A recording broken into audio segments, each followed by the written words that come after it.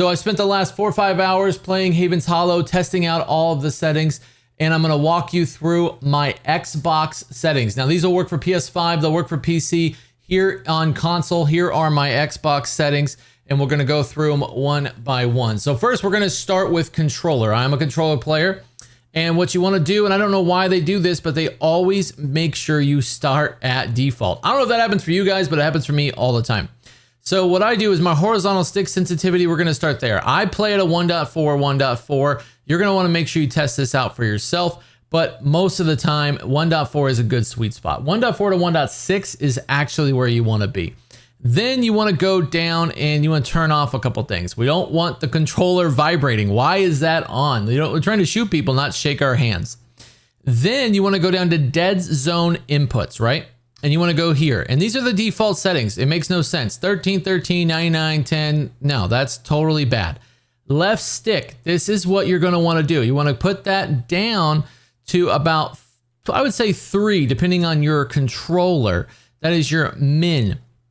And that is the activation of like your dead zone piece. Now the max, you want to put that on your left stick all the way down to 70, because when you're pushing over to run and everything like that, you want it to activate as fast as possible. Your right stick min, you want to match that as 3 as well. I have TMR sticks, so they do not have stick drift, but 373. Stay with me here. Right stick max, stay at 99.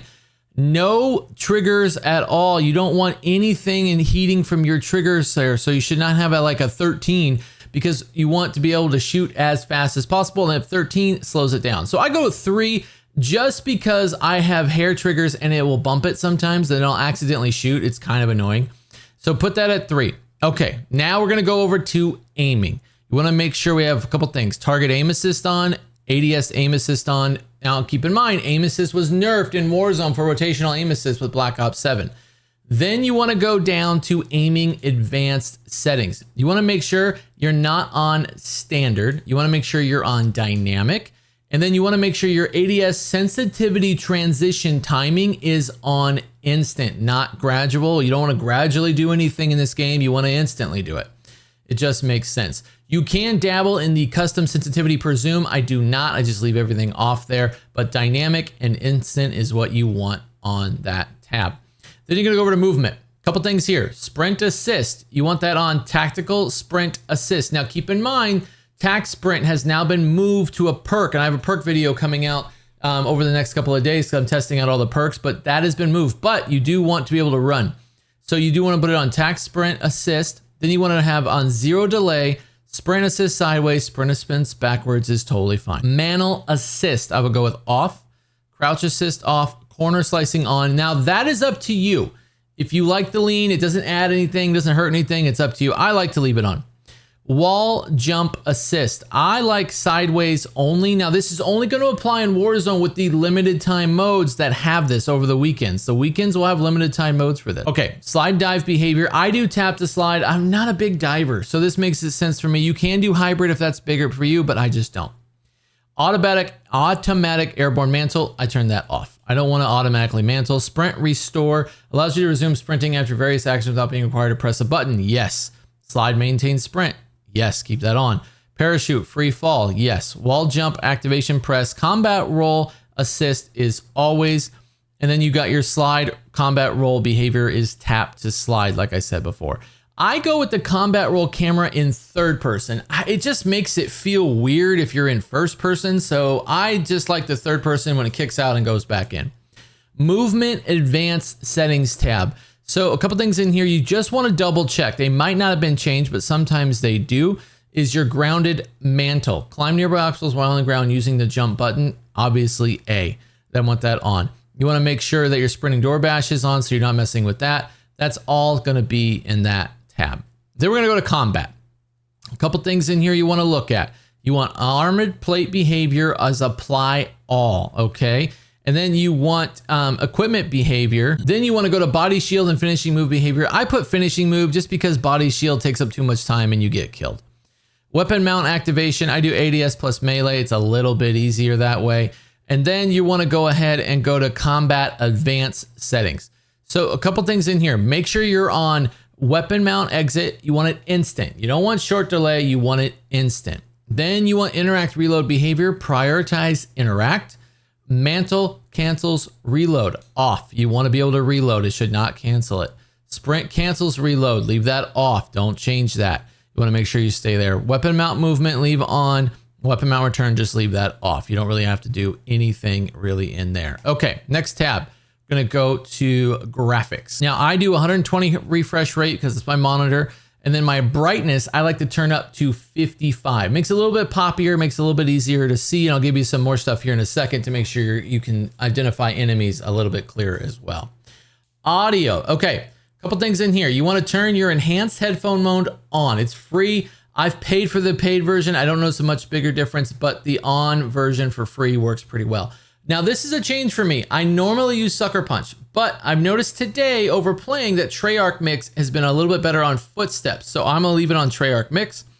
Then I'm gonna go down to reduced tinnitus sound, and I'm gonna turn that on because I don't really like how that sounds, and I do classic. Then go over to your voice chat. This is all gonna be based on your preference, and you can make some changes in there. Okay, now we're gonna go to interface. Couple things in here you're gonna want to take a look at. One, you're gonna go over to your gameplay HUD. Now you can shrink down the widgets and info visibility and all of that if you like. Now I don't do that. I think it's standard just the way it is. Tac sprint stamina bar, I do off. I don't want the bar on there. If you like it from multiplayer, then you can keep it. Buy station closes when damaged. So this is when you're at the buy station and you get shot and you're like, what's going on? And you're like pausing and doing this will shut the buy station so you can move. I turn that on. I leave my weapon inspect info on, custom ping off, kill feed duration. You don't really have to mess with that. Map assist. Now I like this one because you can auto center every time. There's some games that don't have this Battlefield. It drives me nuts. But auto zoom and center, auto center, zoom and center once. Play with this and figure out what you like. I love auto center. It just makes it easier. I don't need a compass. I don't work with anybody like that.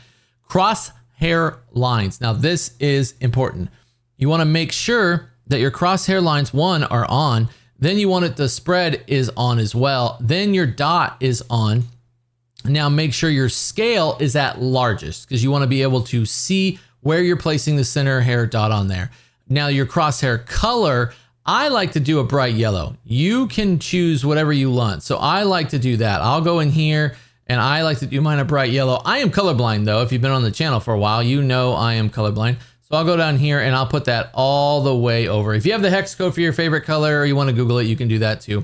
But I go all the way over, make sure that that's yellow, bright, and then I apply my custom color, which makes it so much easier for me to see, as you can see on the screen right now. Damage-based hit markers on, hit markers visuals on, and then you really don't have to mess with any of this extra stuff. What you want to do next is go to readability. And you want to go down to color customization. Now, you probably thought this was for like colorblind people, which it is, but you can use it to your advantage as well.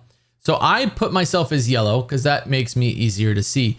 I put my team as like this bluish color. It might not be blue to you, but it's blue to me based upon my eyes. So then I know who my team is and who my not team is. So it makes that a little bit easier.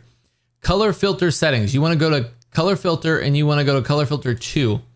And then you want to go to color filter target and go to world. And then you want the full intensity all the way up. I promise you it'll make your game a ton better to see and it'll be easier to spot enemies. So make sure you have all that set up. Perfect. Then you want to go over to global. I don't do gameplay tips. I turn those off. I don't want to skip kill cam. I don't need tool tips. I like to turn all that stuff off just because it's a pain. You don't really need it. Then if you want to, you can go ahead to quick settings and set these up for quick settings as you can star them as you can see, and it makes it a little bit easier. Now back to graphics, we're going to go to quality. Well, you want weapon and world mission blur off. You want depth of field off. You want FedEx cast on, and then you want to turn that up as much as you can handle. My Xbox is just fine. So I turn it all the way up to 90, just keep it on there right there. On-demand textured streaming, I just do the optimize. You don't really need to do anything like that. View. Now, field of view in Warzone, I recommend a couple different things here. One, yes, you can go to 120 and it's going to give you the best field of view because you can see everything and your guy will move faster. But you also are limiting what you can see because your players that you're shooting at are smaller. So I recommend 110 to 115 for FOV. 120 you can do if you like. This also, the bigger field of view, like 120, makes your recoil seem like you don't have that much. The more you bring it in, it does add more visual recoil. Also, there's some good stuff too. When you do a 110 to 115, it brings the characters that you're shooting at closer, which makes the aim assist feel a little bit bigger when really you're bringing it to you, so it does feel a little bit better. Weapon field of view, you're gonna want wide. Third person, just keep it at 90. I do wide for vehicle. Now, first person, third person cameras, these need to be at least 50 because otherwise you're just gonna get sick. It's like all over the place. It drives you crazy. Parachute camera, and I do first person. But hey guys, those are the settings for the Black Ops 7 Warzone Integration Season 1. We got a couple new ones with the rolls and the aim assist and stuff like that. So I really appreciate you stopping by. And if you want to watch 2 more videos from me, check these 2 out right here.